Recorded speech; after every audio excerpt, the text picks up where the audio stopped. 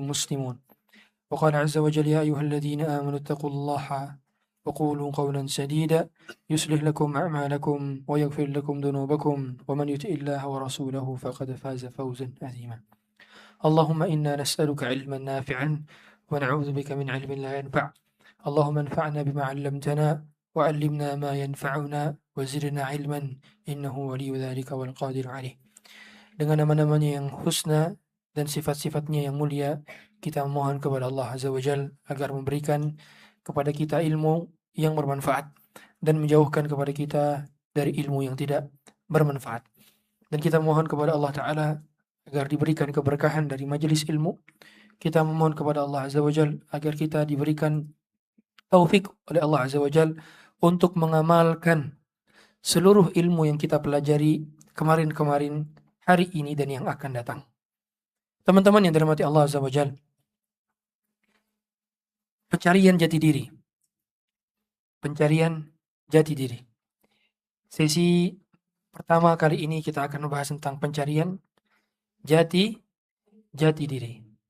Mohon semuanya stay fokus, semuanya menghadap ke sini. No phone allowed, nggak boleh ada handphone yang dipegangnya. Panitia mohon dicek, tidak boleh ada seorang pun yang pegang handphonenya. Semuanya lihat ke sini hanya dengan kertas di depannya dan pena di depannya. Kita sesi kali ini adalah sesi untuk teman-teman sekalian bisa menjadi awal titik kebaikan-kebaikan yang akan datang, yang kita berharap kepada Allah semuanya bisa menjadi pribadi yang saleh dan salehah. Yang pertama, kita semua di sini sedang belajar, jadi jangan anggap Ustadz sebagai seorang guru saja, tapi juga sebagai teman kalian, kawan kalian dalam belajar. Karena dalam beberapa sesi ke depan, ini semua adalah tentang kita. Semua tentang teman-teman, semua tentang usia teman-teman. Kita tahu, di sesi kita pada hari ini, udah ada layar kanan kirinya? Udah ada ya? Silakan bisa dicek di layar-layar teman-teman sekalian.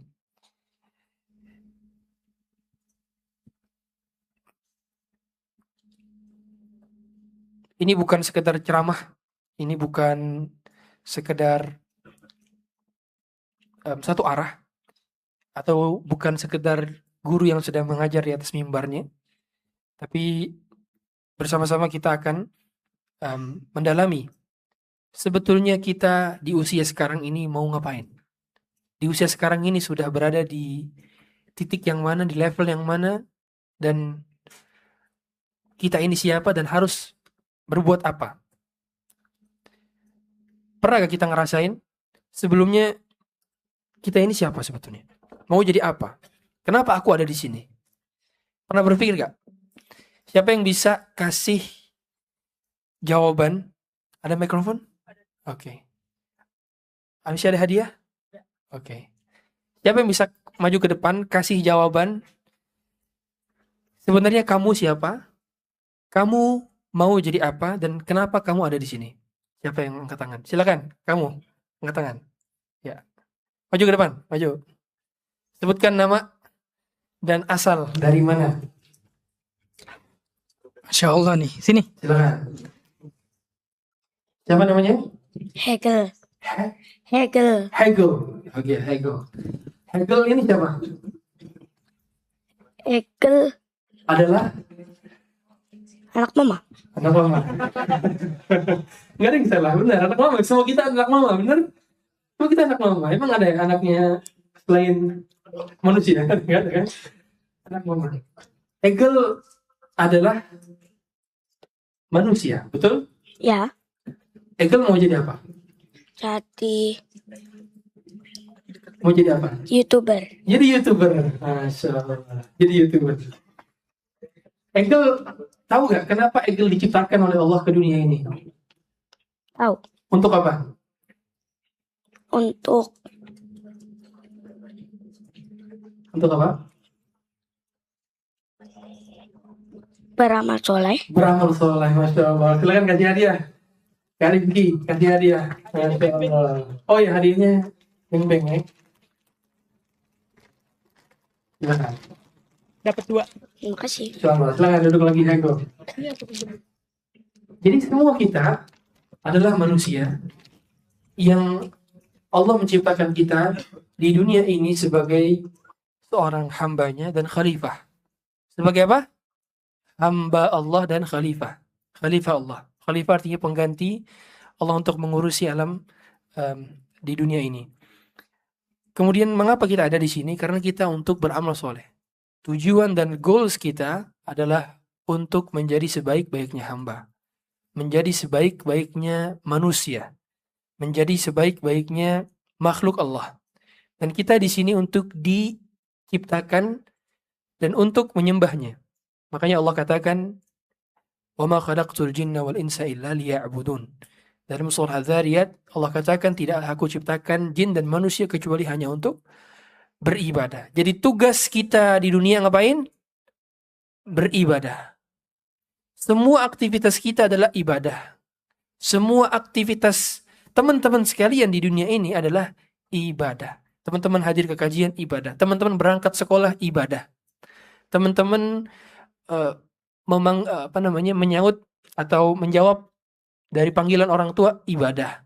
Teman-teman makan bisa bernilai ibadah. Teman-teman tidur bisa ibadah. Dan ibadah itu tergantung niat. Tergantung kita yang meniatkan. Kita punya intention atau tidak. Kita punya purpose untuk mendapatkan pahala tersebut atau tidak.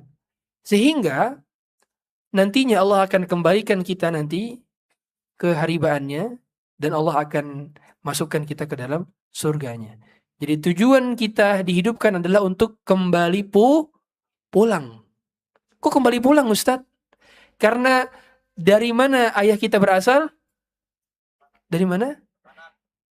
Betul, dari tanah. Tapi tempat dahulu ayah kita tinggal di mana? Di surga.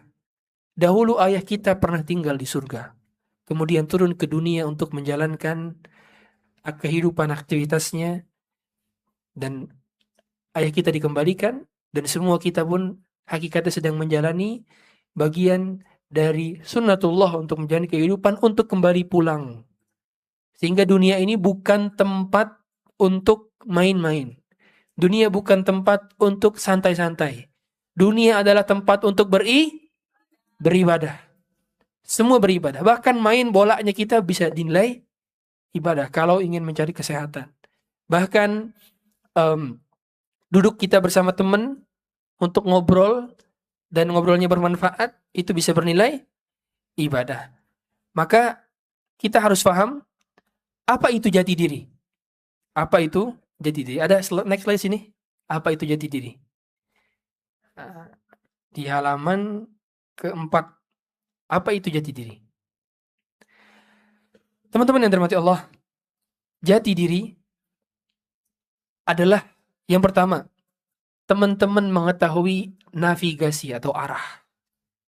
Apa yang pertama? Navigasi atau arah. Kita harus tahu kita mau ngapain hidup dunia ini. Jadi kalau di sini cuma sekedar menyatakan, memberikan statement, oh nanti saya mau jadi profesi A, profesi B, profesi C, itu bukan sekedar mengetahui profesinya, tapi mengetahui tujuannya itu adalah surga. Jadi orang yang mengetahui jati dirinya, dia akan mengetahui bahwa tujuan akhir dari destinasi perjalanannya adalah surga. Kembali kepada Allah. Jadi cita-cita yang paling tinggi kita semua apa? Surga. Kita semua mengharapkan surga. Jadi cita-cita jadi YouTuber, jadi temennya Ronaldo, Messi, Haaland, Mbappe, dan teman-teman semua yang lebih paham daripada saya, itu bukan cita-cita. Itu bukan tujuan utama. Itu kendaraan.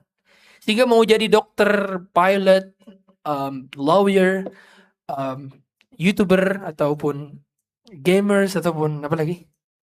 You mention? Apa? Apa cita-citanya teman-teman? Astronot, ataupun scientist, pedagang, entrepreneur, ataupun apapun, itu bukan tujuan utama. Tujuan utamanya apa? Masuk surga. Karena definisi sukses kita itu bukan menurut tolok ukur manusia.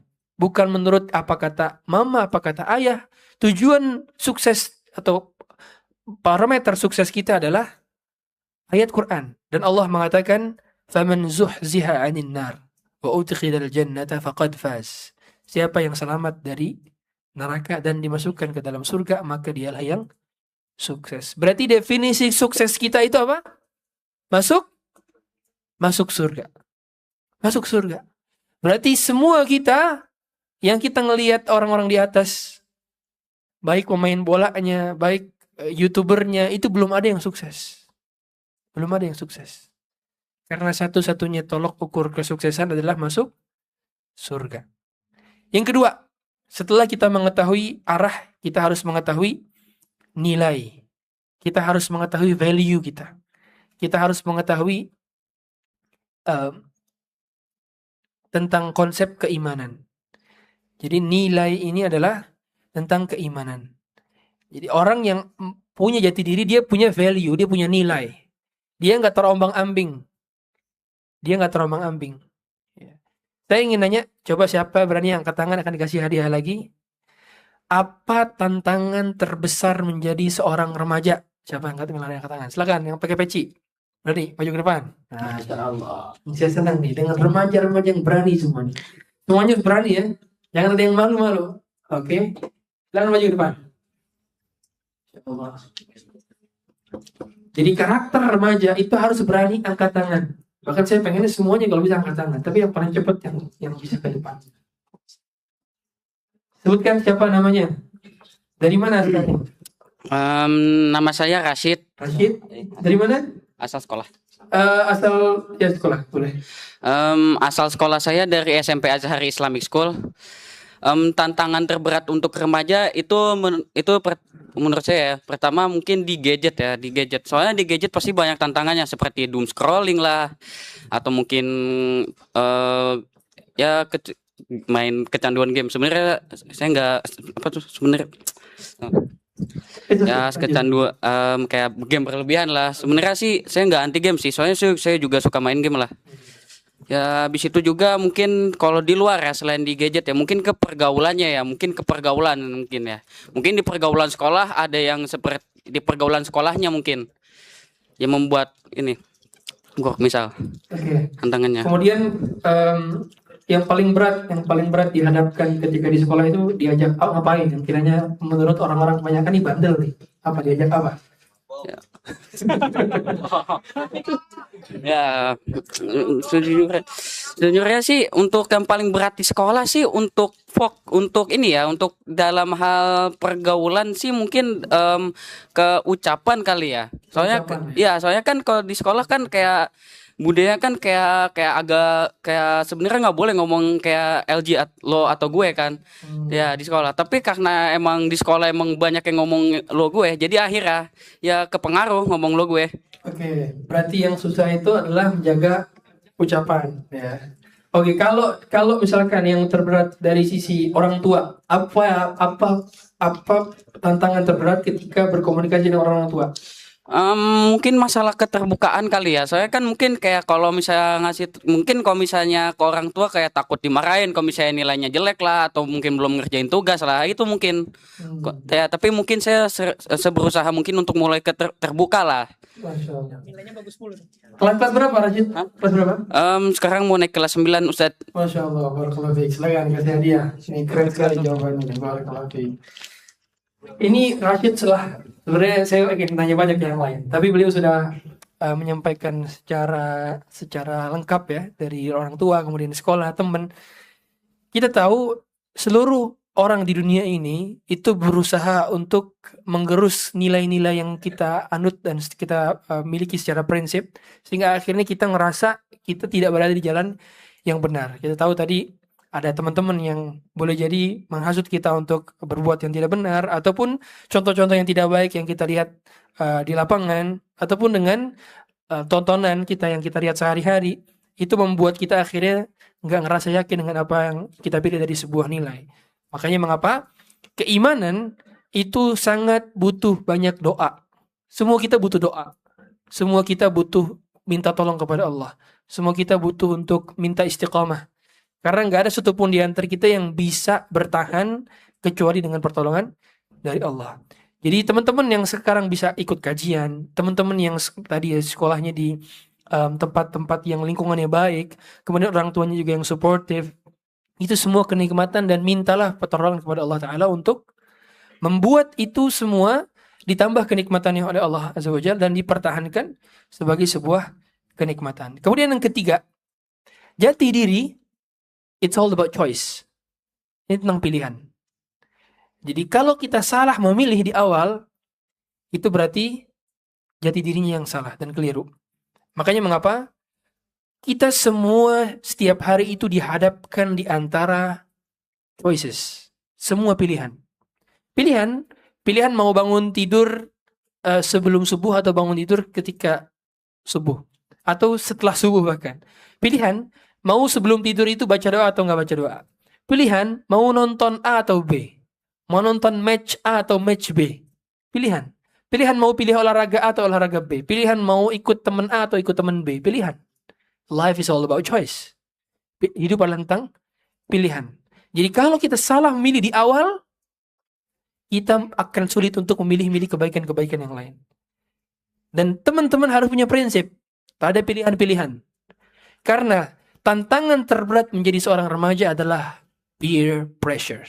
Apa?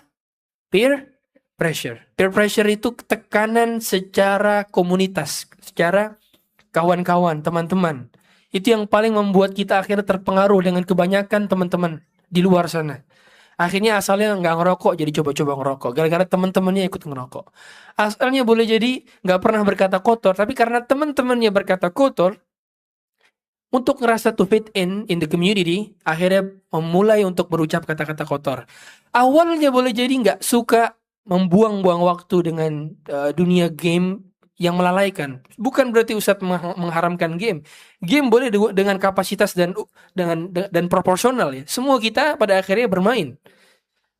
Barangkali ada yang main di paddle-nya, di olahraganya, dan ada yang bermain di e-sportnya. Tapi proporsional, harus ngerti waktu. Dan poinnya adalah kapan waktu kita sholat, kapan waktu kita belajar, kapan waktu kita istirahat, kapan waktu kita berbakti ke orang, kapan waktu kita ngerespon panggilan orang tua, kapan kita ngerjain PR, itu harus tahu waktu. Jadi orang yang punya jati diri adalah orang yang tahu ngukur kualitasnya. Orang yang ngerti value-nya dan orang yang punya pilihan yang tepat setiap decision kecil-kecil di depannya.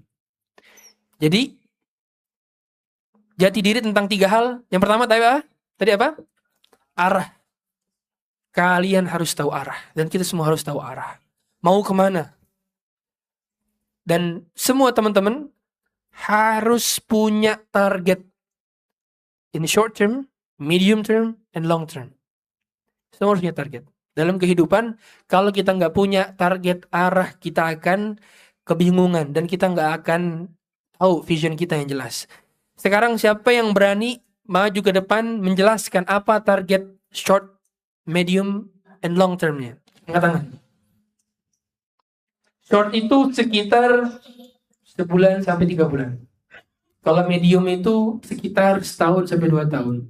Kalau long itu sekitar 5 sampai 10 tahun. Itu cara sederhanakan ini. Siapa yang berani menjelaskan targetnya? Saya mau dalam waktu sebulan ini mengkhatamkan hafal surah juz 29 misalkan. Saya mau dalam rentang waktu 1 sampai 2 tahun punya target untuk bisa belajar bahasa asing sampai level B2 misalkan. Ini Ustaz. Misalkan. Oke. Angkat tangan. Berdiri. Sebutkan siapa namanya, dari mana asal sekolahnya. Bismillah. Assalamualaikum warahmatullahi wabarakatuh. Waalaikumsalam warahmatullahi wabarakatuh. Kenalkan, nama saya Suhail. Silakan Sohel. Tadi Targetnya apa? Selama short, medium, long. Jangka pendek, jangka menengah, jangka panjang. mungkin untuk short itu saya akan menyelesaikan hafalan saya Ustaz. Di juz 26 Juz insyaallah. 26. Yang menengah? Menengahnya mungkin saya insyaallah akan dapat membaca kitab Gundul Ustaz. Dapat membaca kitab Gundul ya, atau kitab kuning atau teks bahasa Arab yang tidak berharokat. Next. Kemudian yang longnya Yang longnya? Insyaallah saya bisa bersekolah dan menuntut ilmu syar'i di Madinah insyaallah Ustaz. Masya Allah, amin ya rabbal alamin. Silakan duduk lagi saya, dapat hadiah. Insya Allah. Ini semua salah satu contoh orang yang punya target tujuan. Kita dalam kehidupan, kalau kita nggak punya tujuan, maka kita akan kemana-mana. Sama seperti orang, sebagai contoh, dia keluar rumah, kemudian dia bawa mobil, tapi dia nggak tahu Google Maps-nya mau kemana. Dia nggak tahu, dia nggak punya maps, dia nggak punya tujuan, dia nggak tahu, nggak punya arah. Akhirnya dia nggak punya navigasi, dia nggak tahu mau belok kanan, belok kiri, mau maju, mau mundur, mau ke depan, mau ke belakang, dia nggak tahu arah. Sama seperti kehidupan, kita nggak tahu dan kita nggak mau bergerak kalau kita nggak punya target. Jadi Ustadz pengen minta robek selembar kertas semuanya. Jadi ada satu kalian nulis di buku catatan kalian. Tapi satu lembar kertas ini khusus untuk menjawab pertanyaan yang akan Ustadz tanyakan di beberapa sesi ke depan. Silakan. Sudah ada? Jadi kalian tetap tulis di buku tulis kalian. Tapi selembar kertas itu dirobek. Tulis nama, asal sekolah, soal nomor 1. Nah, soal nomor 1.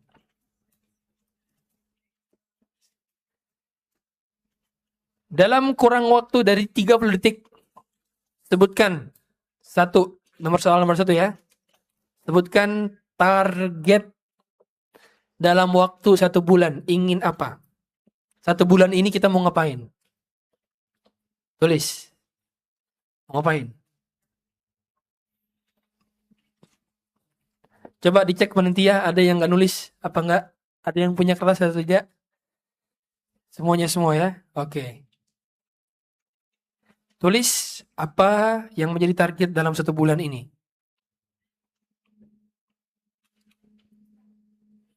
Tulis nama, sekolah asal, terus nomor 1, target bulan ini mau ngapain. Nah.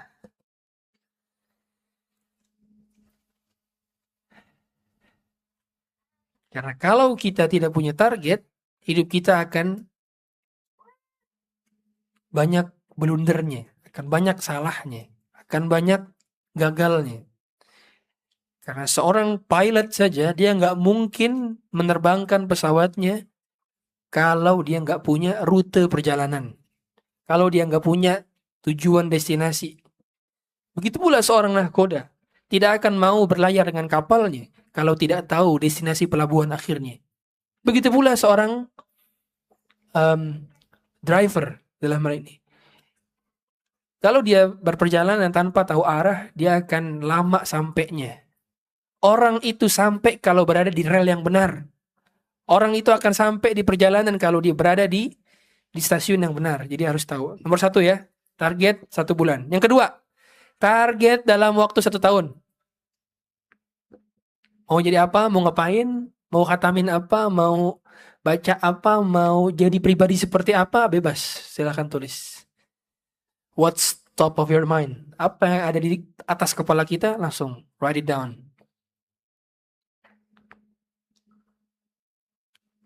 Dalam setahun. Oke? Antum umur sekarang berapa? Setahun ke depan ini mau ngapain? Kita tahu ada namanya resolusi. Nah gitu ya. Orang biasanya punya nulis resolusi tahunan, resolusi bulanan, resolusi harian, resolusi pekanan.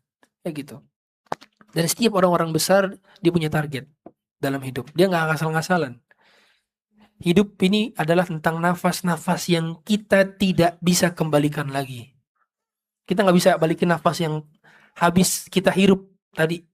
Itu udah jadi nafas yang ke belakang. Hari kita nafas terus. Makanya dia hembusan nafas yang tidak akan bisa kembali lagi. Dia dekapan jantung yang tidak bisa kita ulang lagi. Kalau kita gagal hari ini, kita nggak punya remedialnya untuk belakang. Nggak punya. Yang ketiga, rentang waktu 5 tahun. Target 5 tahun. Soal nomor 3.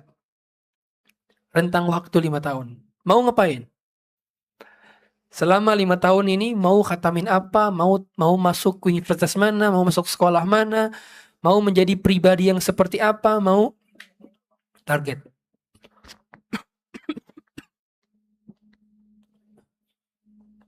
Target. Semua kita butuh untuk punya target. Dan ini teman-teman perlu renewal. Perlu perbaharui. Nanti di rumah, saya berharap teman-teman punya buku khusus untuk nulis-nulis target. Dan punya tempat-tempat khusus teman-teman tempel. Tempel di bagian-bagian, di meja belajar, di lemari, di pintu, target saya ini, target saya ini. Jadi kapanpun teman-teman beraktivitas, ngelihat itu. Oh, saya punya target hafal Quran 30 juz mungkin bersanad. Nah. Oh, saya punya target masuk Universitas Islam Madinah. Saya punya target untuk mendapatkan skor IELTS atau TOEFL dengan skor IELTS-nya 80 misalkan, atau TOEFL-nya 550 misalkan. Dan hal yang lain. Atau punya goals untuk bisa sholat malam selama 30 hari atau 40 hari tanpa bolong. Nah, misalkan. Punya target sholat qobliyah ba'diyah nggak pernah bolong selama 40 hari. Nah, itu prestasi. Dan harus diimbangin. Prestasi dunia dengan prestasi akhirat. Jangan sampai kita cuma prestasi dunia doang, tapi nggak pernah punya prestasi akhirat. Atau punya bisnis. Possible nggak? Masih muda, remaja punya bisnis? Possible. Jadi bangun bisnis, punya akun Instagram, bikin AI agent, dan sebagainya. Ngerti hal-hal yang lagi tren sekarang sehingga akhirnya bisa dibuat. Oke. Kemudian next slide ke-5. Teman-teman yang dirahmati Allah.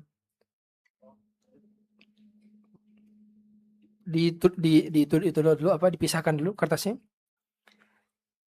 Minimal 3 hal yang teman-teman punya hari ini sebagai privilege teman-teman. Dan semua orang yang berada di usianya di level di atas usia puluhan, sekarang kan teman-teman kan belasan kan, masih belasan rata-rata, di bawah 20 ya rata-rata ya. Dan ada orang-orang yang usia 20, 30, 40, 50, 60 dan seterusnya. Itu mereka ingin seperti teman-teman.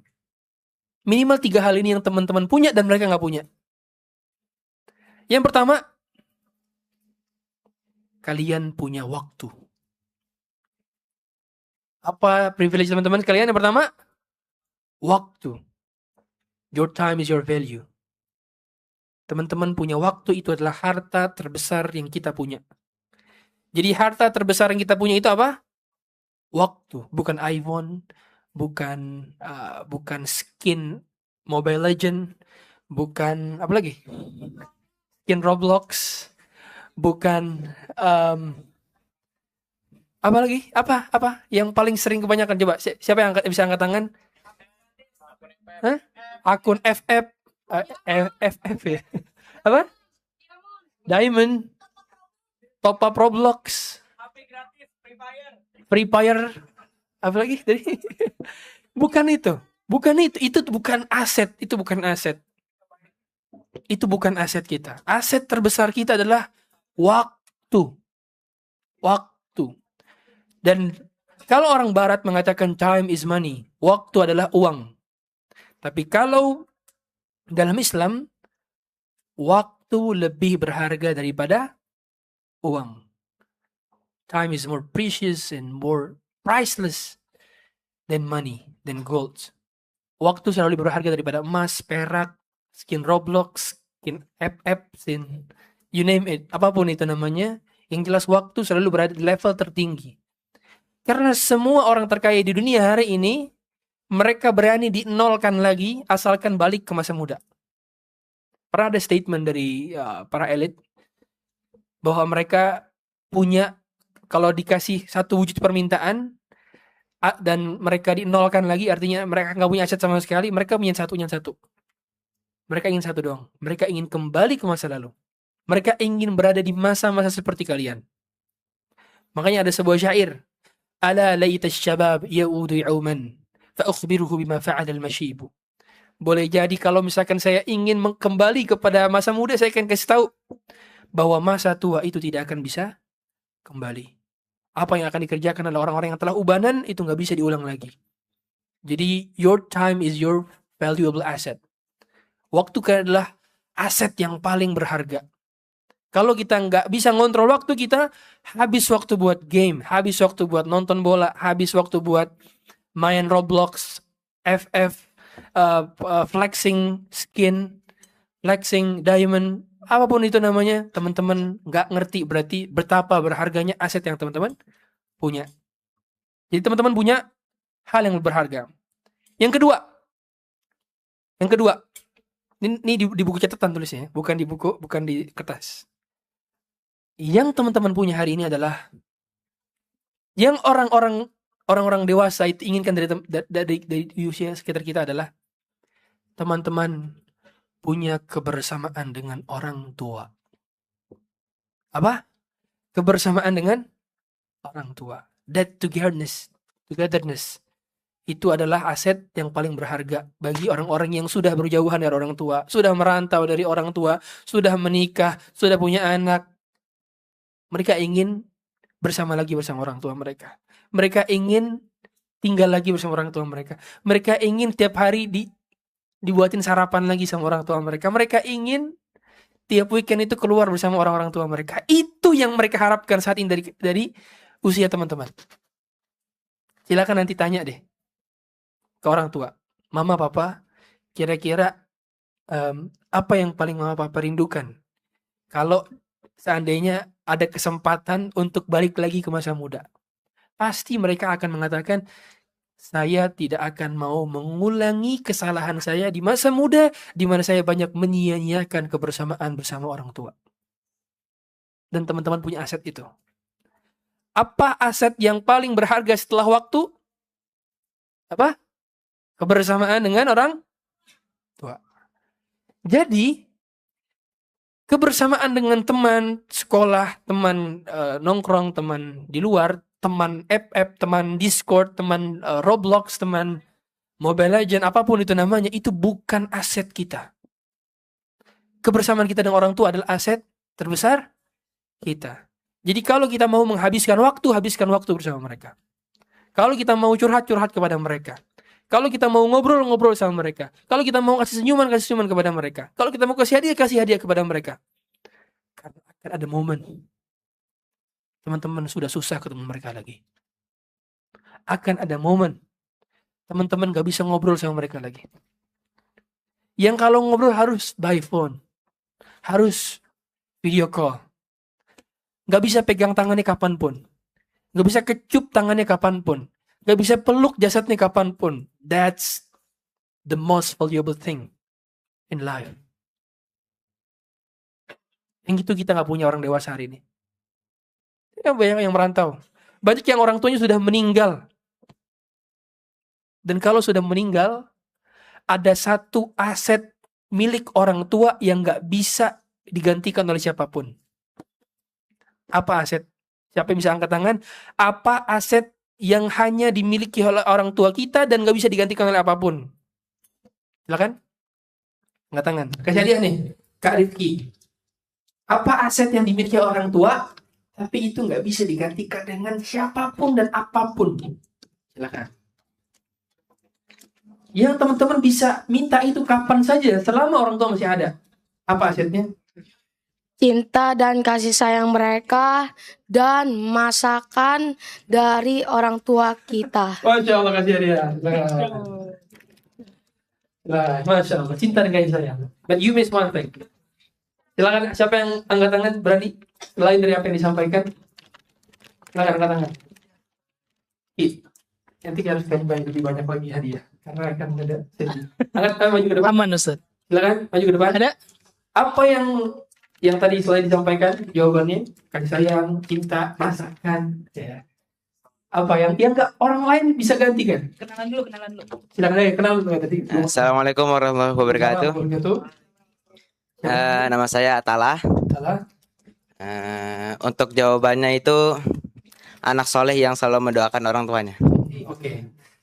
Tapi yang konteksnya adalah orang tua punya hal itu, tapi orang lain nggak punya. Atau orang tua punya itu dan itu adalah aset berharga untuk kita apa? Apa?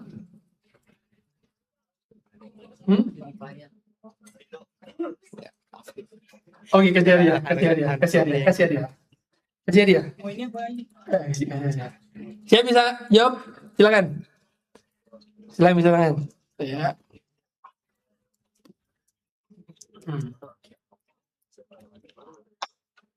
Nah, Kenalan. sebutkan namanya. Bismillah. Apa aset yang Assalamualaikum warahmatullahi wabarakatuh. Assalamualaikum. Nama saya Ahmad. Ahmad. Aset yang gak bisa digantikan adalah doanya orang tua. Betul sekali, doanya orang tua. Silakan. Kasih 3 Ki. Masih cuma 1. Kasih 3. Siap. Bisa kalau kayak doa. Apa yang orang lain nggak bisa gantikan itu adalah doa. Karena doa orang tua powerful. Iya, semua orang bisa ngedoain, tapi doanya orang tua itu mustajab. Itu orang lain belum tentu mustajab semustajabnya orang tua. Karena Nabi SAW yang mengatakan salasu da'watin la turad. 3 doa yang mustahil tertolak. Da'watul walid li waladih. Doanya orang tua untuk anak. Jadi kalau orang tuanya tidak ridho, orang tuanya sudah meninggal dunia, nggak bisa doain lagi. Jadi selama orang tua masih hidup, berarti teman-teman punya aset yang berharga, yaitu apa? Doa. Jadi habis dari sini, setiap hari kalau bisa itu minta doa orang tua. Minta apa? Doa orang tua. Ma, pa doain aku.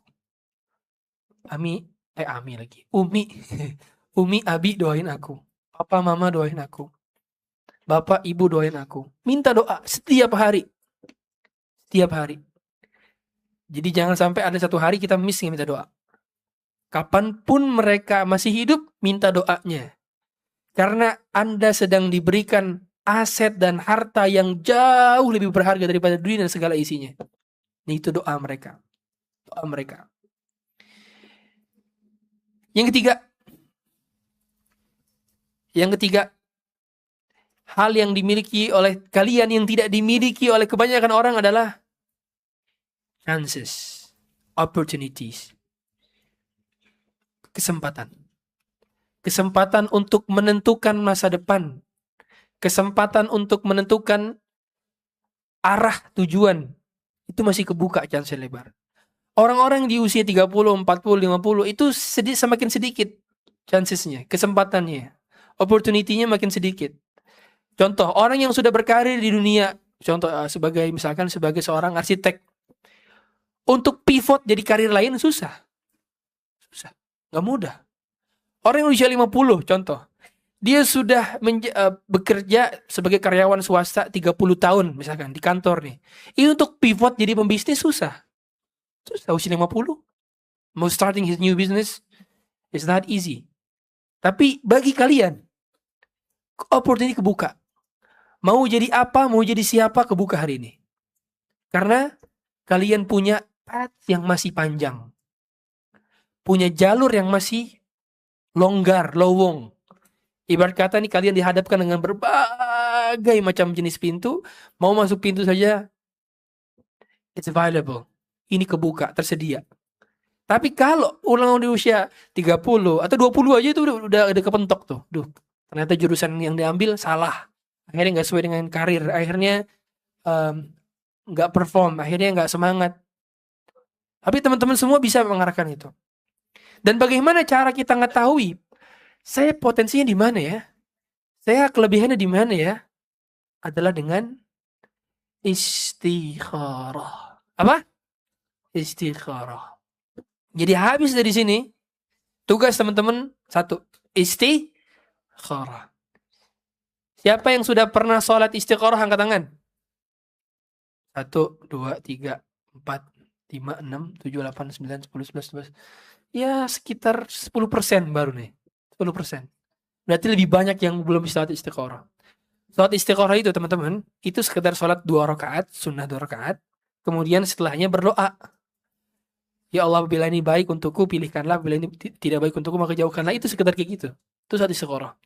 Ya, emang ada doa-doa khususnya ya. Allahumma inni astakhiruka bi'ilmik wa astaqdiruka biqudratik fa innaka taqdiru wa la aqdir wa ta'lamu wa la a'lam wa innaka anta 'allamul ghuyub. Allahumma in kunta ta'lamu anna hadzal amr khairul li.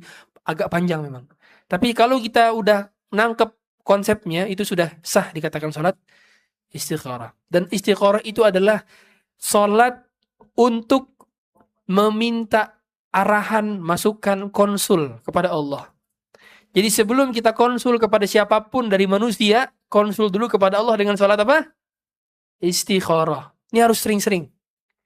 Jadi pemuda soleh, keren, brilian, cerdas, itu akan sering-sering salat istikharah. Nggak ngandelin AI. Jadi nggak nanya ChatGPT, Cloud, Gemini, Perplexity, you name it, apapun jenis AI-nya, dia akan nanya sekedar ke mereka. Tapi dia akan berusaha untuk konsul langsung ke pusat. Kemana? Ke Rabbul Alamin. Jadi 3 yang kita punya dari potensi teman-teman sekalian. Yang pertama apa tadi? Waktu. Waktu. Yang kedua, orang tua. Yang ketiga, kesempatan. 3 hal ini adalah aset besar teman-teman. 3 aset ini, bukan yang lain. Jadi kalau orang hari ini mencari apa yang selain daripada 3 ini, lebih banyak kelirunya dibandingkan kebaikannya. Oke.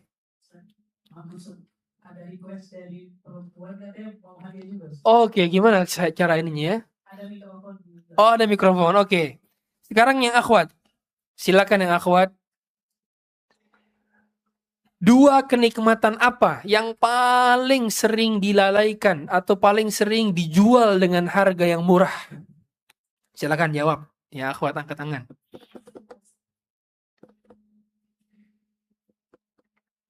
Boleh akhwat. Ada hadiahnya juga kan di akhwat? Oke.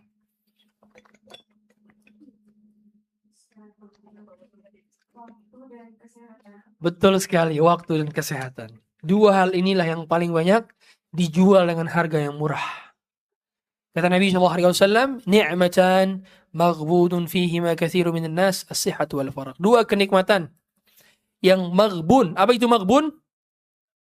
Dijual dengan harga murah. Itu maksud maghbun. Ghabana yaghbanu itu artinya ghaban. Ghaban itu dijual dengan harga murah. Jadi orang yang punya aset mahal tapi dijual dengan harga murah. Saya tanya, skin Roblox paling mahal berapa harganya? 1.400.000 berapa?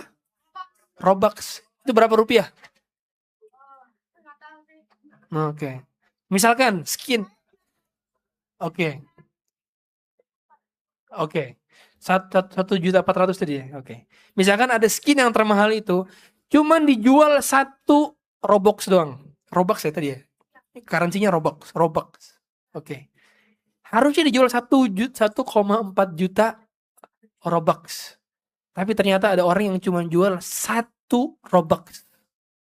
Harganya tuh. Kira-kira nih orang pinter apa kepinteran? Apa kurang pinter? Kurang pinter. Harusnya kan dia worth 1,4 juta. Malah dijual 1 Robux doang. Itulah kita dengan waktu kita. Kebanyakan kita itu ngejual aset waktu itu dengan harga yang murah. Kita ngebeli apa? Akhirnya doom scrolling tadi seperti disampaikan. Kita ngabisin dengan main game. Kita habisin dengan begadang. Kita habisin dengan hahaha atau lihat video-video yang short, reels yang gak bermanfaat. Yang akhirnya membuat kita brain rot. Membuat kita gak memiliki kapasitas untuk naik level. Gara-gara kita ngejual aset yang lebih berharga itu, waktu itu, dengan harga yang murah. Atau seperti gini deh. Teman-teman misalkan ada orang punya emas, atau bukan punya emas deh, dia punya 100 juta rupiah. Terus sama dia dilempar-lemparin di depan jalan Pejaten ya. Lempar. Gimana kira-kira? Dia pintar apa enggak? Enggak lah. Masa 1 juta dibuang-buang? Itulah perumpamaan seperti orang yang buang-buang waktu. Bahkan lebih daripada 100 juta. Karena waktu tadi kan sepakat kita, waktu lebih berharga daripada uang. Berarti kalau ada orang buang 100 juta di tengah jalan, itu tidak lebih parah daripada orang yang buang waktunya. Ya dong? Karena waktu lebih berharga daripada uang. Orang kalau misalkan dia kerampok, saya tanya nih, dia kerampok rumahnya, mobilnya, motornya, skin Robloxnya, akun app-nya, kerampok tuh. Misalkan. Kira-kira dia bakal lapor polisi apa enggak? Lapor lah. Masa aset ratusan juta, miliaran rupiah itu rumah dirampok, aset semua diambil. Dia akan lapor polisi enggak? Tapi kalau ada orang kerampok waktunya, lapor enggak? Ada yang lapor. Ada yang lapor. Mana lapor polisi? Padahal yang kerampok itu jauh lebih berharga dibandingkan rumahnya, motornya, mobilnya, skin app-nya, skin Robloxnya, jauh lebih mahal. Karena waktu lebih berharga daripada uang, lebih berharga daripada aset, dan dia adalah aset termahal. Jadi poinnya, jangan pernah sia-siakan apa yang kalian punya hari ini. Kalian punya waktu, kalian punya orang tua, dan kalian punya kesempatan. You have these 3 big chances. Tapi kalau kita nggak ngerti kenikmatan ini, maka kita akan gagal ke depannya. Coba akhwat lagi, silakan ya akhwat. Sebutkan 5 perkara sebelum 5 perkara. Nah, siapa yang bisa jawab? 5 perkara sebelum 5 perkara. Akhwat lebih banyak daripada ikhwan apa lebih sedikit? Lebih sedikit? Oke. Saya dikasih waktu sampai jam berapa ini? 20 menit lagi, oke. Iya.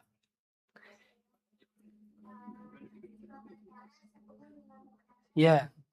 Oke.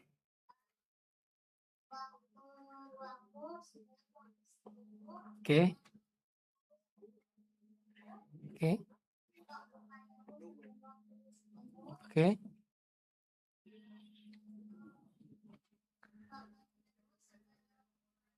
Oke. Masya Allah, barakallahu fiik. Jadi muda sebelum tua, kaya sebelum miskin, luang sebelum sibuk, hidup sebelum mati, sehat sebelum sakit. Ya, itu adalah 5 sebelum 5. Jadi ternyata ada 5 hal, catat, semuanya catat. Ya, 5 hal. 5 hal yang sebelum 5. Yang pertama tadi apa? Masa muda sebelum tua. Makanya ada quote itu, muda cuma sekali. Muda cuma sekali. Waktu hidup kita muda ini cuma dikasih 1 kali seumur hidup. Nggak ada masa muda kedua. Nggak ada fase kedua untuk ngulang lagi remedial, nggak ada. Jadi masa remaja cuma 1 kali. Kalau masa remajanya habis dengan aktivitas sia-sia, ya udah itu cerminan dari masa tuanya. Kayak gitulah. Tapi kalau masa remajanya dia giat belajar, orang belajar 1 jam sehari, dia belajar 2 jam sehari. Orang exercise 1 hari 1 jam, dia exercise 1 hari 1 jam 1 menit. Dia harus ngerasa dia lebih banyak effortnya dibandingkan orang. He's going to the extra miles. Dia selalu extra miles. Dia selalu ngelampaui effortnya orang lain.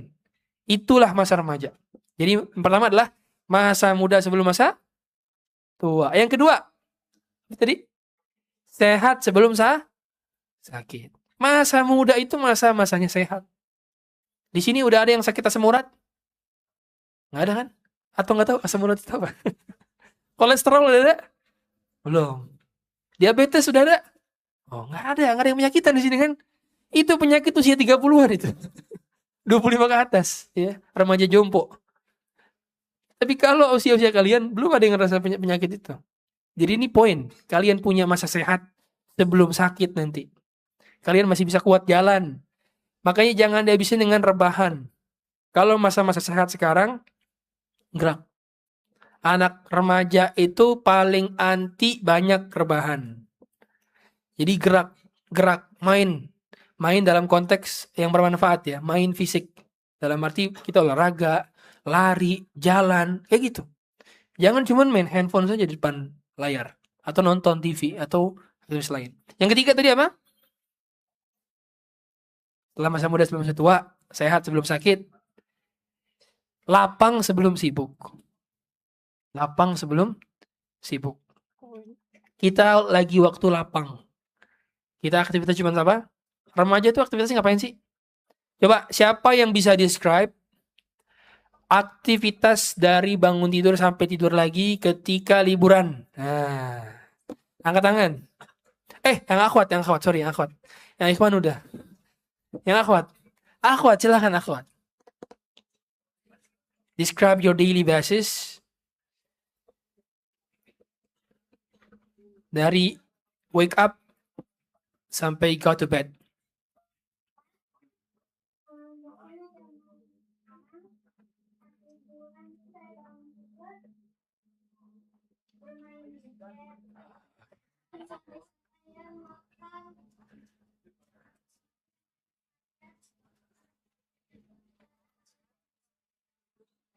Oke. Kasih hadiah. Minimal masuk surga jalur jujur. Yeah. Udah dia jujur nih, alhamdulillah. Kebanyakan kita, dan itu adalah satu perwakilan dari kebanyakan yang hadir. Saya yakin begitu. Main HP, tidur, makan, main-main, rebahan, kan gitu. Kebanyakan liburan kita tidak bermanfaat. Kebanyakan liburan kita nggak produktif. Kebanyakan liburan kita habis di atas kasur, nonton gadget, scrolling, nonton short, swipe up, habis waktunya. Meninggal, udah habis waktunya. Jadi yang paling penting adalah kita bagaimana memanfaatkan waktu luang. Karena remaja itu belum punya anak, dia belum punya istri, dia belum punya suami, dia belum punya tanggung jawab. Dia tugasnya cuma belajar, ibadah, aktivitas makan, tidur, istirahat, selesai. Dia belum perlu pikirin cari nafkah gimana, atau jaga suaminya, atau jaga anak-anaknya, atau bagi-bagi tugas tentang kerjaan. Dia belum pikirin itu. Waktunya masih luang. Pikiran masih fokus. Jadi kalau di masa ini kita nggak memanfaatkan waktu luang, kita akan sulit mengatur waktu ketika sibuk. Kapan ketika sibuk? Ketika punya banyak tanggungan. Di antara hal terberat orang dewasa itu apa? Orang dewasa itu susah ngapain? Susah memanage waktu. Manage waktu karena udah ada skala prioritas. Oh, pekan ini, oh ya, anak harus liburan. Sedangkan saya harus kajian juga. Saya harus nemenin ke daerah Syafi'i. Sedangkan saya harus check up orang tua. Saya harus ngontrol ada teman sakit. Saya harus dan sebagainya. Ada banyak urusan. Tapi urusan remaja sedikit. Mumpung masih sedikit, maka dimanfaatkan. Karena kalau sudah menjadi orang dewasa, sibuknya minta ampun. Susah. Bagi waktunya susah. Ya. Hari ini saja teman-teman panitia, itu banyak yang mengorbankan waktunya untuk bisa hadir ke sini. Ya. Karena banyak di antara mereka yang masih kerja sebetulnya. Dia masih terikat dengan perusahaan, masih terikat dengan klien, tapi meluangkan waktu untuk ke sini. Dan itu butuh effort. Belum izin ke istrinya, belum mengorbankan waktu bersama temannya, atau bersama kliennya, atau bersama komunitasnya, akhirnya untuk ke sini. Jadi semoga Allah balas jasa-jasa para panitia sekalian dan antum serta orang tua yang hadir di sini juga. Kemudian yang keempat tadi apa? Tadi waktu luang sebelum sibuk. Sehat sebelum sakit udah belum? Belum ya? Udah.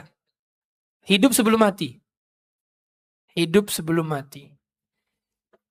Kita akan ada momen di mana chance kematian kita semakin dekat. Meskipun semua chance kematian kita 100%. Nggak ada di sini yang kayaknya chance kematian dia cuma 50%. Nggak ada. Semua punya chance kematian 100%. Kesempatan meninggalnya 100%. Tapi kita tahu semakin dekat ke usia 60-70, maka itu kan umurnya kebanyakan umatnya Rasulullah SAW. Jadi usia sekarang kita masih punya waktu yang banyak karena kita masih berada dalam kehidupan. Karena kalau sudah meninggal, bisa lagi beramal gak? nggak bisa sholat, nggak bisa zikir, nggak bisa puasa, nggak bisa ikut kajian, nggak bisa haji, nggak bisa umrah, nggak bisa sedekah, nggak bisa berbakti pada orang tua, habis kesempatan. Satu-satunya yang bisa diandelin cuman amal jariyah dari ilmu bermanfaat, anak yang soleh, dan juga sedekah jariyah. Itu yang bisa dimanfaatkan. Yang kelima, apa tadi yang kelima? Kaya sebelum miskin. Nah, kaya sebelum miskin.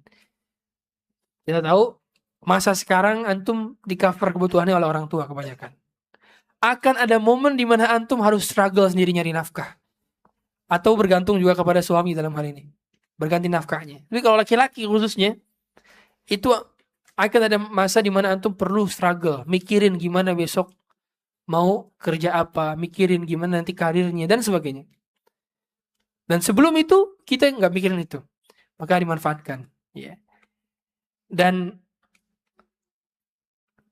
usia sekarang adalah usia paling terbaik buat belajar segala hal. Coba slide yang ke berapa nih? Slide yang otakmu sedang sekarang di mode terbaik.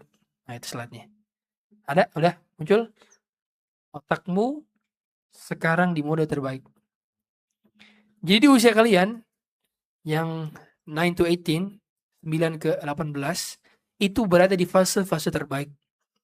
Ya, setelah mengalami golden age di usia sekitar balita ya, maka kalian juga sedang belajar lebih cepat. Kita bisa belajar bahasa, bisa belajar ilmu pengetahuan yang baru, bisa belajar tentang kebiasaan, itu lebih mudah. Makanya mengapa kata para ulama, belajar di waktu kecil seperti menulis di atas batu. Belajar di usia tua seperti menulis di atas air. Ya, itulah mengapa kalau belajar di usia muda.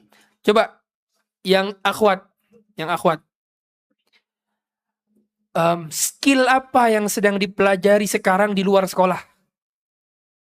Coba siapa yang mau sampaikan? Skill atau bahasa atau keterampilan atau ilmu pengetahuan apa yang sedang dipelajari dan itu di luar di sekolah, di luar di pendidikan formal, di luar, tapi kita lagi belajar sendiri. Coba akhwat elaborasikan. Kita lagi self learning tapi belajar yang nggak diajarin sekolah. Contoh ada beberapa orang di sini yang boleh jadi dia belajar coding atau belajar vibe coding di AI, tapi dia sendiri nggak dari sekolah, dia belajar sendiri. Waalaikumsalam warahmatullahi wabarakatuh.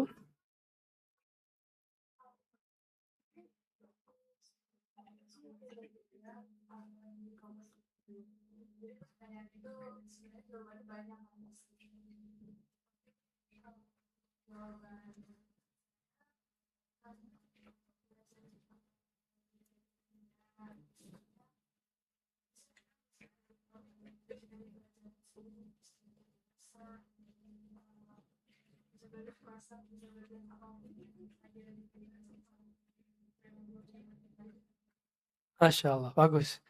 Banyak hal berarti ya. Oke. Jadi poin, boleh kasih hadiah tadi panitia. Jadi poin, dalam belajar segala hal, kita tetap harus punya spesialisasi. Harus ada yang kita fokuskan belajar, yang lain tuh cuman wawasan. Jadi jangan sampai semuanya dianggap wawasan. Karena kalau semuanya wawasan, kita nggak punya spesialisasi dalam hal keilmuan. Jadi harus kita ngerti kita nih mau jadi apa. Contoh, kalau Anda menjadi seorang medical doctor, berarti Anda harus belajar tentang seputar hal-hal medis, IPA, dan arah menuju ke sana. Tapi yang lainnya Anda belajar politics, language, tentang bahasa yang lain, nggak ada kaitan dengan bahasa kedokteran.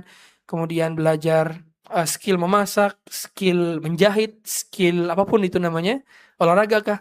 Itu jadikan sebagai komponen-komponen untuk menjadi selingan, bukan untuk kefokusan. Karena kalau semuanya mendapatkan porsi atensi yang belajar yang sama, kita nggak akan menjadi pakar. Jadi porsi belajarnya harus diatur. Ya. Ada waktu memang untuk kita belajar yang lain. Sebagaimana ulama. Ada seorang ulama, Syekhul Islam, itu beliau kalau waktu senggangnya, waktu bosannya beliau belajar matematika.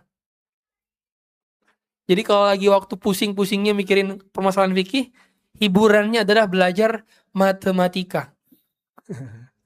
Antum hiburannya belajar apa? Main game. Jadi ada ulama emang di zaman dulu itu belajarnya ngitung malah. Ketika dia lagi pusing dengan satu pelajaran, dia malah berhitung. Malah dia exercise otaknya. Nah, kalau bisa kayak gitu. Jadi bosannya kita pun bisa dialihkan ke aktivitas yang bermanfaat. Cari hari ini hobi yang kiranya itu bisa membawa manfaat. Ada orang yang dia hobinya kalau lagi pusing-pusingnya dia cari hobi yang bermanfaat supaya nggak ada yang sia-sia. Karena istirahat dari jeda belajar ke belajar itu belajar juga, itu termasuk aktivitas bermanfaat juga. Jadi jedanya kita atau istirahatnya kita dari belajar itu juga bermanfaat. Jadi jangan dikira orang yang nggak pernah istirahat sama sekali justru dia produktif, enggak. Saya ulangi, istirahat di antara dua belajar itu termasuk bagian daripada belajar. Itu termasuk bagian daripada hal yang bermanfaat. Ya. Makanya kata Al-Imam salah satu ulama, ya salah satu penulis Sayyidul Khatir, itu beliau pernah mengatakan ar-rahatu, istirahat setelah belajar itu termasuk ijtihad, ya. Ar-rahatu li ajlil ijtihad. Ya. Istirahat untuk sebuah pembelajaran termasuk pembelajaran yang lainnya. Jadi kalau ada orang dia lagi belajar, tiba-tiba dia capek, dia istirahat dulu supaya lebih giat lagi belajarnya. Maka itu termasuk istirahat yang termasuk bagian dari belajar juga, gitu ya. Jadi jangan sampai kita nggak pernah istirahat juga, tapi bukan istirahat terus-terusan. Okay. Karena waktu kita itu seperti es batu. Saya tanya, es batu itu kalau didiemin di luar, dia berubah menjadi apa? Air. Dia akan mencair. Nah, waktu itu kayak gitu, dia akan mencair. Asalnya beku, lama-lama mencair. Akhirnya jadi air dan akhirnya habis kering. Gitu kan. Sama semua kita itu seperti megang es batu masing-masing. Semakin hari semakin mencair umur kita. Karena umur itu nggak ada yang bertambah, yang ada berkurang. Jadi makanya orang nggak perlu dia merayakan hari ulang tahunnya karena dia sedang merayakan berkurangnya usia umur dia hidup, gitu. Ngapain dirayakan? Dan juga nggak ada anjurannya. Makanya mengapa orang harusnya dia sedih setiap kali berlalu satu hari tapi tidak bertambah iman dan amal solehnya. Oke. Sekarang yang laki-laki. Oke. Ikhwan. Coba jelaskan tentang aktivitas apa yang paling membuat kalian itu bahagia sekali ngejalaninnya. Siapa yang angkat tangan? Silakan angkat tangan. Boleh, maju ke depan. Aktivitas apa yang kalian tuh kalau ngerjain tuh have fun banget. Tenang banget. Engagement banget. Engaging banget. It's fascinating. Jadi dia menarik untuk dilakukan. Dia kangen terus untuk jalan itu. Coba silakan jelasin. Aktivitas apa yang buat kita itu senang? Silakan jelasin namanya. Kenalkan namanya. Assalamualaikum warahmatullahi wabarakatuh. Waalaikumsalam warahmatullahi wabarakatuh. Perkenalkan, nama Ana Abdullah. Abdullah. Menurut Ana, kalau buat Ana sendiri sih ya, melakukan aktivitas yang tidak bosan itu ya pasti hobi kita ya.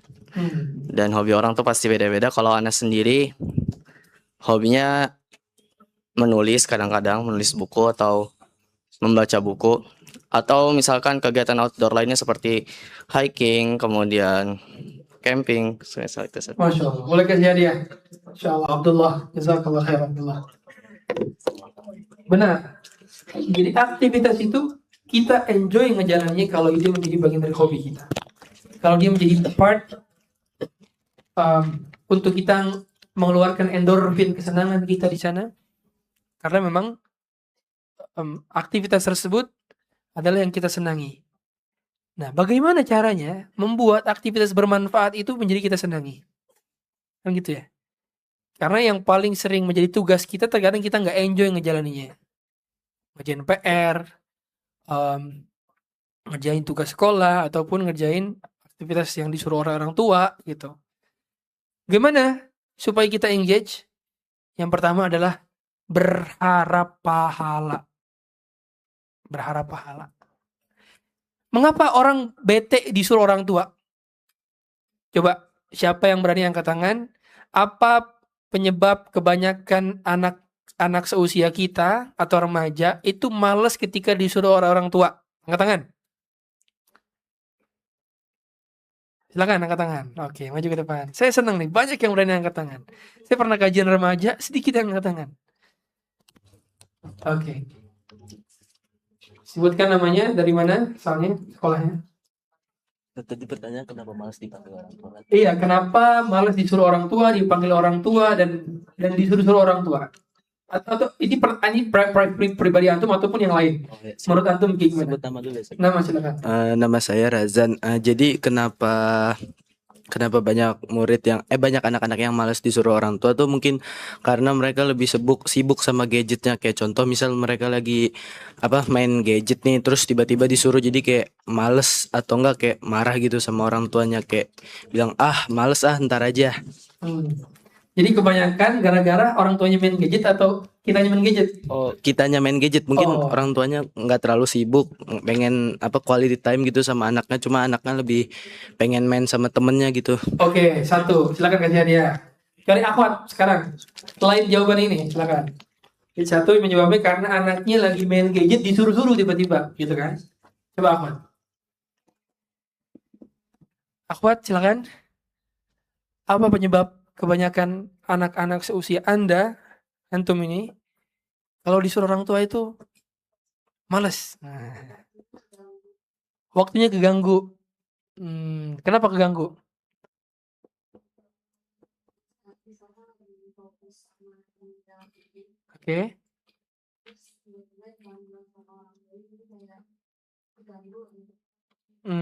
Oke. Oke, kasih hadiah. Kalau dari sisi orang tuanya, coba silakan. Ya akhwat lagi. Yang lain, dari sisi orang tuanya. Dari sisi orang tua. Orang tuanya kenapa ketika manggil caranya salah atau manggilnya salah atau gimana kira-kira? Coba saya pengen tanya nih. Ada lagi akhwat? Silakan.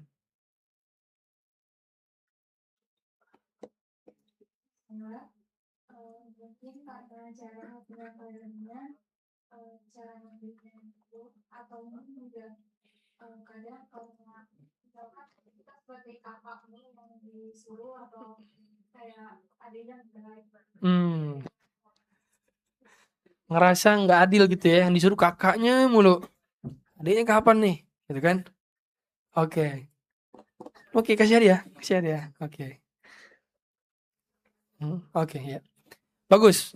Jadi pada akhirnya semua kita rata-rata ada alasan kita kenapa nggak nyaut atau malas. Tapi poinnya kebanyakan di antara kita itu malas karena kita nggak berharap pahala. Dari satu panggilan orang tua yang kita jawab dengan labbaik atau iya mama, iya papa, dengan antusias, senyuman, semangat untuk menjawab panggilan tersebut, itu pahalanya banyak dan besar. Bahkan kita bisa dapat surga dari panggilan itu. Jadi teman-teman ketika disuruh orang tua, itu pola pikir, alhamdulillah saya lagi dapat surga, saya dapat pahala tambahan. Have fun. Begitu pula ketika belajar, ngerjain PR. Kenapa banyak kita yang malas kerjain PR? Karena kita nggak tahu bahwa ada pahala di balik kerjain PR. Ada pahala di balik kerjain tugas. Ada pahala di balik nolong teman. Ada pahala di balik menyaut panggilan orang tua. Memenuhi panggilan orang tua. Itu pahala semua. Jadi yang menyebabkan kita nggak enjoy, nggak have fun ngejalani aktivitas harian kita adalah karena kita nggak berharap pahala.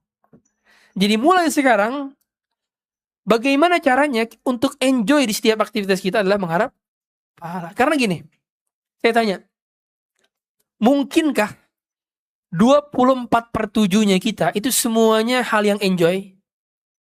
Enggak. 24/7 nggak semuanya tentang hobi, nggak semuanya tentang game, nggak semuanya tentang rebahan, nggak semuanya tentang itu. Ada kadang kita disuruh A, disuruh B, kadang kita ngerjain A, ngerjain B, kadang kita menyelesaikan A, menyelesaikan B. Nggak semuanya ideal. Dan this is life. This is what truly life is.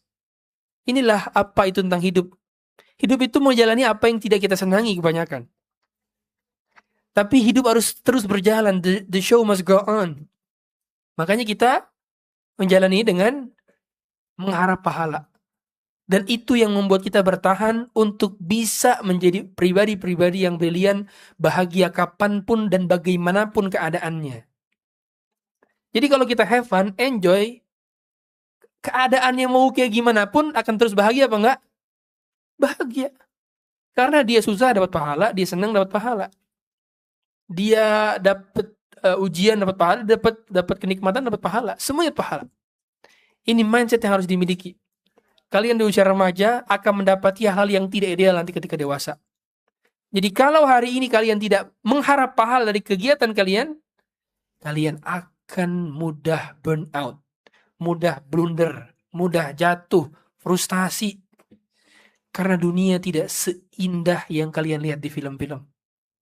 Dunia tidak seindah dan tidak menawan seperti yang kalian bayangkan di mimpi-mimpi. Banyak tantangan. Maka berharaplah pahala dari Allah. Karena kejadian peristiwa itu sejatinya adalah untuk mengangkat derajat kita. Dan kita tahu dari menjawab panggilan orang tua, dari memenuhi panggilannya, betapapun tidak idealnya, maka tetap kita tahu ada ridho Allah pada ridho orang tua. Makanya setiap kali orang tua manggil, oh berarti ini sinyal saya punya potensi dapat ridhonya Allah. Karena berarti Allah ingin saya mendapatkan pahala. Ketika disuruh orang tua, ketika diajak ngobrol sama orang tua, itu momen kita untuk dapat pahala. Saya ingin nanya, boleh di akhwat, siapa yang setiap hari curhat sama orang tua? Angkat tangan. Dan apa yang dicurhatin? Coba. Siapa yang setiap hari curhat sama orang tua? Nah. Did you guys share your story? Atau you just keep it up?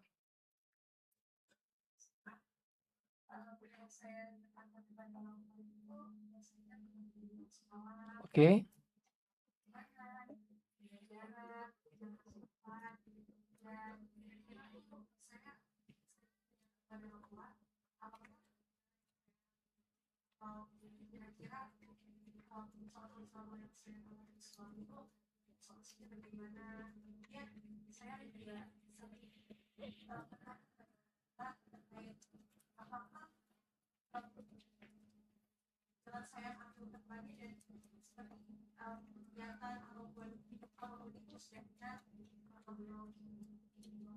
Barakallahu fiik. Bagus sekali. Ya, you did a great job.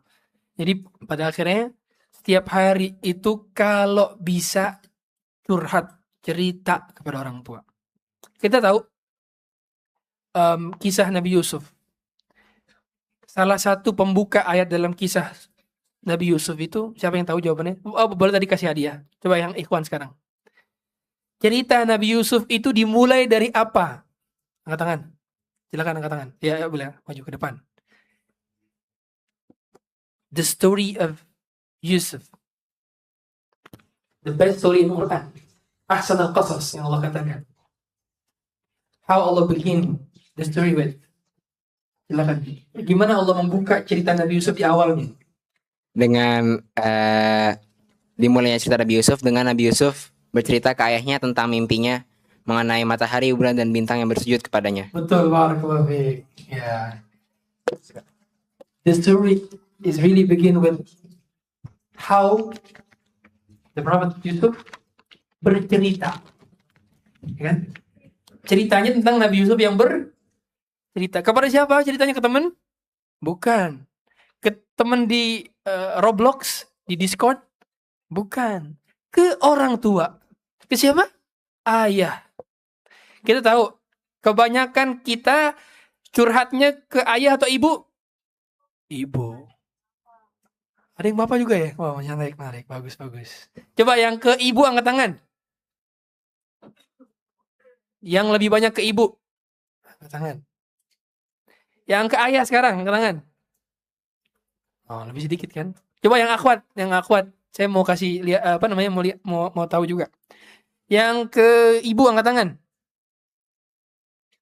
Yang ke ayah angkat tangan ya, akhwat. Coba panitia banyakan mana? Banyakan ibu. Lagi-lagi ibu. Tapi lihat Nabi Yusuf kepada siapa? Ayah.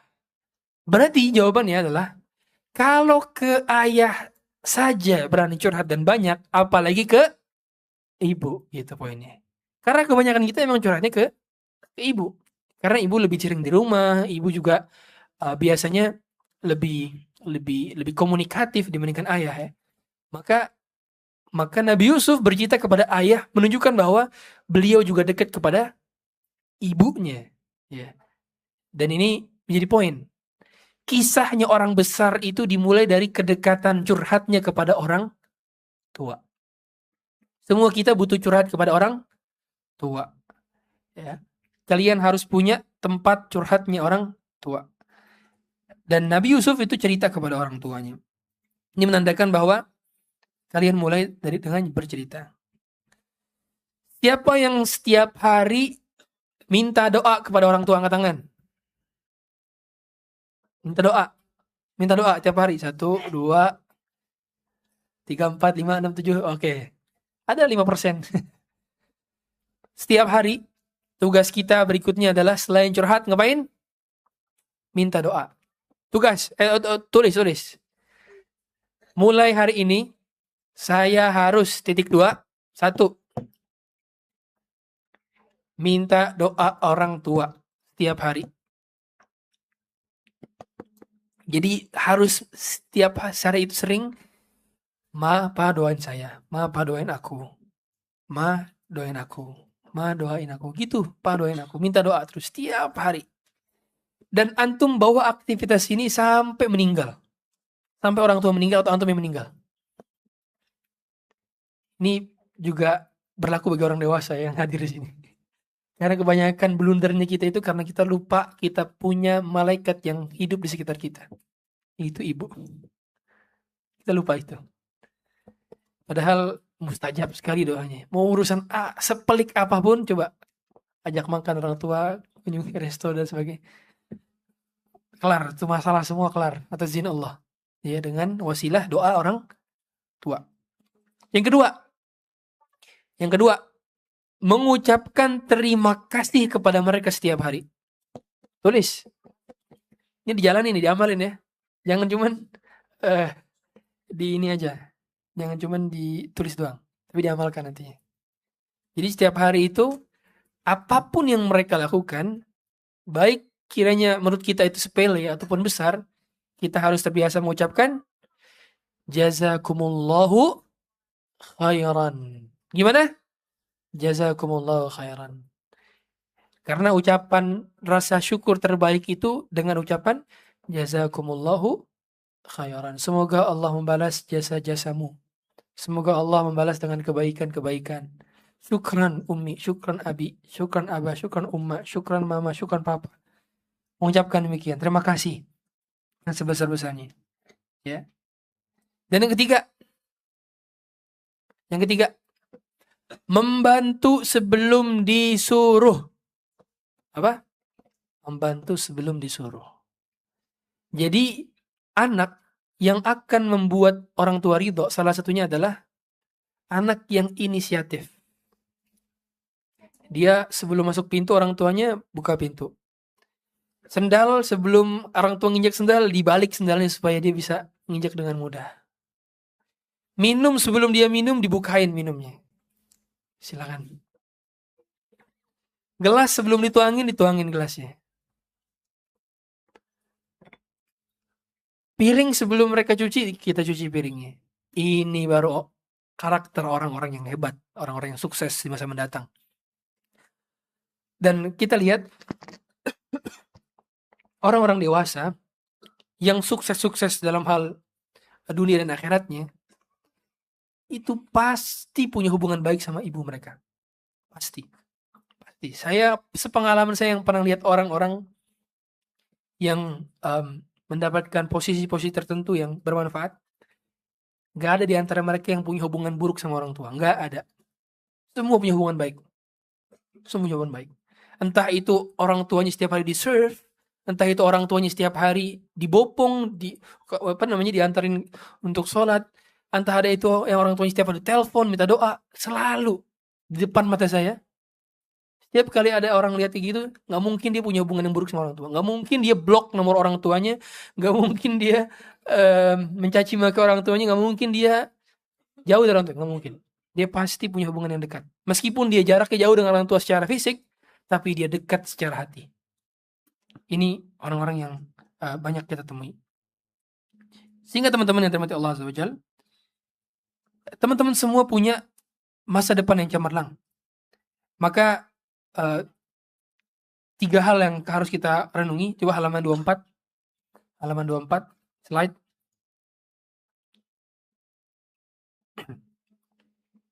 Ada halaman 24. Nah, ini 3 hal. 3 hal yang teman-teman punya, yang harus teman-teman camkan.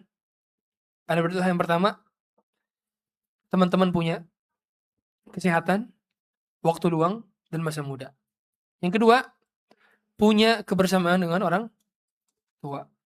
Dan yang ketiga adalah punya kesempatan untuk dijaga langkah-langkahnya. Dan terakhir, sebelum saya tutup, karena habis ini makan kan nih? Makan ya. Dan sesi interaktifnya udah. Ustadz pengen dapat 1 pertanyaan dari ikhwan, 1 pertanyaan dari akhwat. Silakan yang mau bertanya. Silakan.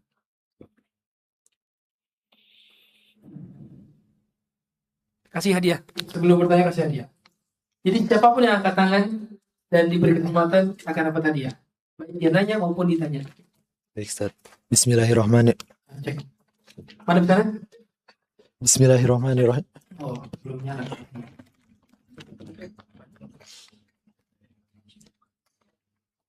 Cek. Bismillahirrahmanirrahim. Perkenalkan, nama saya Amar. Amar. Ya. Pertanyaannya gini, Ustaz. Bagaimana jika orang tua mendoakan keburukan kepada kita ketika kita gagal dalam suatu hal, misal mendapatkan nilai yang jelek? Ya. Bagaimana ketika orang tua itu mendoakan keburukan untuk kita pada saat kita mendapatkan kegagalan dalam hal dunia gitu ya? Ya. Baik, itu aja. Terutama ibu. Terutama ibu. Ya, bagaimana sikap kita? Bagaimana sikap kita? Ya. Bagus pertanyaannya. Ya. Hadiah. Ya. Gimana Ustadz kalau ternyata ayah ibu saya atau ibu khususnya itu ngedoain keburukan buat saya? Nah, gimana itu? Berat gak? Berat. Yang pertama, kita tahu bahwa orang tua itu hukum asalnya nggak boleh doain anak yang buruk. Nggak boleh bilang anak ini. Nah, nggak boleh. Jadi, tapi kita sebagai anak, POV sebagai anak, point of view sebagai anak, jangan sampai kita ngebales. Jadi jangan sampai kita berargumen. Dan ingat, doa orang tua yang diijabah itu apabila kitanya pun selaras dengan apa yang diucapkan. Jadi contoh, orang tua mengatakan kepada kita, kamu misalkan terlaknat. Atau kamu durhaka. Tapi secara realita, kita nggak durhaka. Kita menolong orang tua, kita tidak pernah berkata kasar kepadanya, kita selalu menurunkan suara kita di hadapannya, kita membantu mereka, kita mendoakan mereka, dan hal yang lain. Maka nggak perlu khawatir. Karena berarti nggak akan dianggap. Karena kan Allah juga melihat kita, paham? Jadi fokus kita itu bagaimana pandangan Allah kepada kita. Karena orang tua itu pandangannya terbatas. Penglihatannya terbatas, waktunya terbatas. Nggak selalu tahu bagaimana keadaan kita. Jadi fokus kita adalah bagaimana keselarasan kita di pandangan Allah Azza wa Jalla. Itu yang menjadi poinnya. Jadi kalau orang tuanya ternyata ada doa seperti itu, Anda hiraukan saja. Yang pertama hiraukan. Yang kedua, tetap jaga hubungan baik dengan orang tua. Tetap berbakti, tetap jaga komunikasi. Tapi kalau ada kata-kata yang nyelekit, kata-kata yang melukai, dihiraukan. Dihiraukan. Karena mengapa? Karena memang bersama orang tua itu butuh kesabaran. Butuh sabar. Allah yang bilang, imma yablughanna indakal kibara ahaduhuma aw kilahuma fala taqul lahumā uffin wa la tanharhuma wa qul lahumā qawlan karima. Ketika mereka sudah berusia tua di sisi kalian, maka janganlah kalian mengucapkan uff ataupun jangan menghardik mereka dan ucapkanlah dengan kata-kata yang lembut. Kenapa kok di usia yang tua? Karena orang tua semakin usianya tua, semakin sensitif, semakin mudah tersinggung, semakin baperan, semakin sakit hati. Makanya kita perlu jaga sikap, jaga behavior, jaga attitude. Behave kita perlu di hadapan mereka. Jangan sampai melukai perasaan mereka. Dan yang ketiga, doakan. Hadiah terbesar orang tua itu didoakan anak. Orang tua nggak butuh aset kita, orang tua nggak butuh harta kita. Orang tua itu ketika sudah meninggal butuhnya didoain. Dan aset terbesar mereka adalah kita sebagai anaknya. Jadi kalau kita mau ngasih hadiah, Ustadz saya gimana cara balas budinya atau balas bakti saya kepada orang tua? Yang pertama, kita nggak akan bisa balas mereka. Nggak akan bisa. Yang kedua, satu-satunya hal yang mendekati untuk bisa membalas adalah dengan mendoakan. Wallahu alam. Semoga Allah beri kita taufik untuk bersabar ketika kita berbakti kepada orang tua. Yang akhwat yang terakhir. Satu pertanyaan dari akhwat, silakan.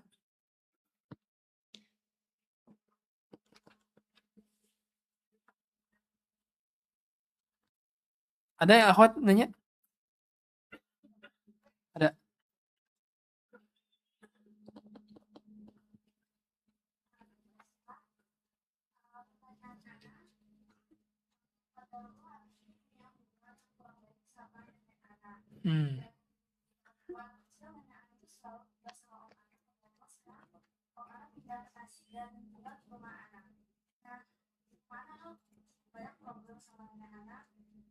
Seperti anak mencontohkan overconsumption saat beli barang-barang yang anak suka,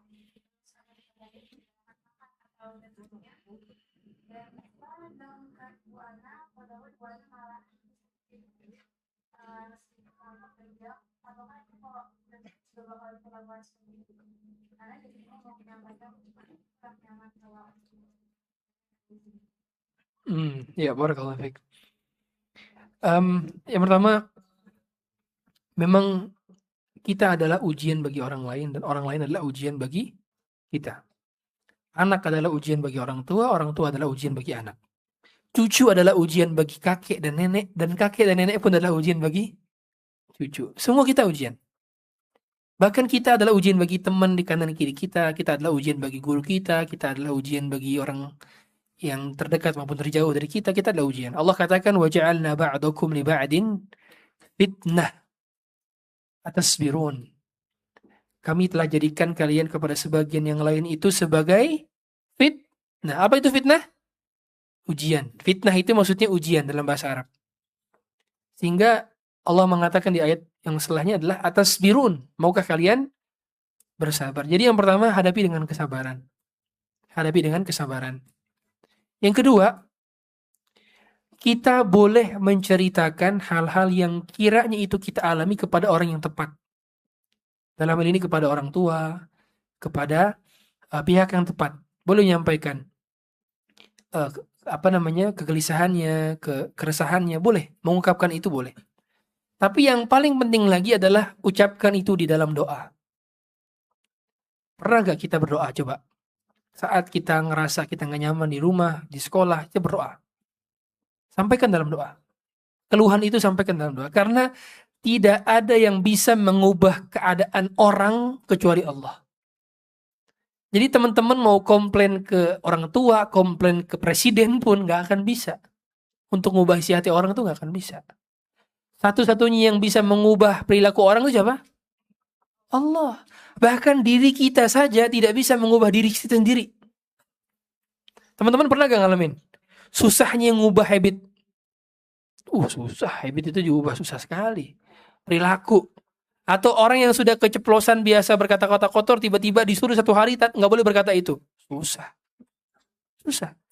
Ngubah diri sendiri saja susah, apalagi ngubah orang lain. Jadi berdoa kepada Allah supaya Allah berikan hidayah kepada kita dan juga orang-orang terdekat kita dan orang kita cintai dan orang-orang yang satu tinggal atap dengan kita atau satu rumah dengan kita. Dalam hal ini nenek kita kalau dalam hal ini. Dan yang ketiga, setiap ujian itu berarti punya potensi pahala. Artinya kalau kita tiba-tiba dapat tadi nenek kita yang boleh jadi perkataannya nyelekit, alhamdulillah berarti dapat satu potensi pahala. Ngelihat dalam hal di sekolah misalkan, hal-hal yang tidak ideal kita lihat. Misalkan tiba-tiba ada hal-hal yang kurang mengenakan di sekolah yang kiranya kita nggak bisa mengubah itu. Contoh misalkan dikasih tugas oleh guru itu banyak sekali. Nah, dalam 1 hari semua. Kita kan nggak bisa pilih. Saya mau tugas ini aja hari ini, nggak bisa. Nah, berarti tugas kita adalah bertanggung jawab. Oh, berarti dapat pahala. Setiap ujian tugas dapat pahala. Jadi setiap yang diniatkan untuk dapat pahala itu kita akan have fun ngejalaninya. Ya. Dan yang ketiga, kita punya lisan, kita bisa menyampaikan dengan sopan. Kita bisa mengelaborasi dengan sopan. Jadi kita sebagai anak, sebagai cucu, kita boleh kok berkomunikasi dengan orang dewasa, dengan orang tua dibandingkan kita, dengan sopan. Waktunya tepat, timingnya tepat. Jadi kita sampaikan, papa, mama, atau kakek, nenek, boleh gak aku menyampaikan satu hal? Tapi mohon maaf apabila ini ada hal yang kurang berkenan, tapi ini untuk kebaikan kita semua. Dan boleh jadi ini aku salah, tapi mohon koreksi.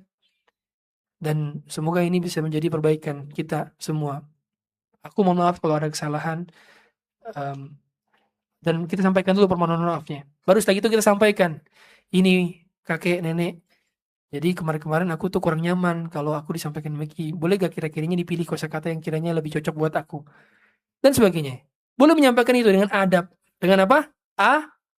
Adab. Anak kecil boleh kok ngomong ke orang dewasa. Nggak dilarang. Asalkan dengan adab. Dengan attitude. Minta maaf dulu.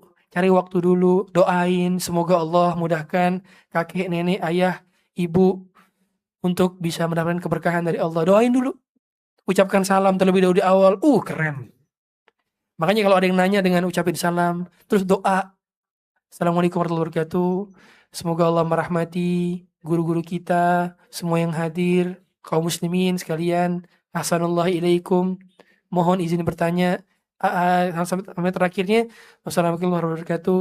Dan seterusnya. Jadi pakai adab. Kita ngomong itu pakai adab. Ya, pakai adab. Apalagi orang lebih tua, kakek, nenek, ke guru, ke orang tua, itu butuh pakai adab. Ke kakak kelas, ke guru di sekolah, ke orang dewasa butuh pakai adab. Dan orang yang di atas pun tetap butuh nasihat dari orang yang di bawah. Jangan berarti orang tua itu nggak butuh orang tua butuh nasihat terkadang, tapi asalkan disampaikan dengan adab. Jadi kalau kita ada masukan, ada saran, boleh kita sampaikan kepada orang dewasa, asalkan dengan adab. Demikian mungkin apa yang kami sampaikan. InsyaAllah kita setelah ini kita makan. Dan ingat, makannya nggak boleh berantakan. Jaga kebersihan di bawah. Semua bertanggung jawab. Dan kalau ada yang mau makan, bisa sharing makanan ke kanan kirinya. Saling ngobrol. Dan semua harus tertib. Bisa? Kooperatif? InsyaAllah bisa ya. Demikian. Sallallahu alaihi Muhammadin wa alihi wa sahbihi wa sallam. Subhanakallahumma wa bihamdika asyhadu an la ilaha illa anta astaghfiruka wa atubu ilaik. Assalamualaikum warahmatullahi wabarakatuh.